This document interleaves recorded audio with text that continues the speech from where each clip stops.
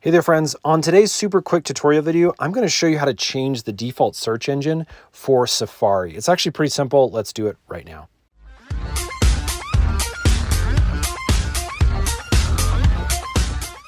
Now, as you can see, we are right here in Safari, and if I were to type in a search down there at the bottom, or by using any kind of defaults within Safari, it's automatically going to use a specific default search engine.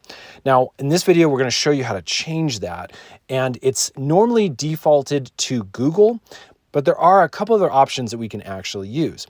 So what I'm going to do is I'm going to go into my settings. So my settings are found on my homepage here on my phone. I'm going to click on those.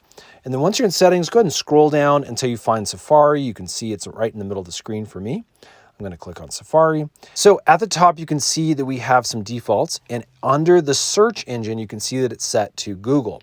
So if we click on this, it's going to bring up a couple of different options that we can use. Now, unfortunately, Safari is defaulted to these specific choices. You can't go beyond these at this time.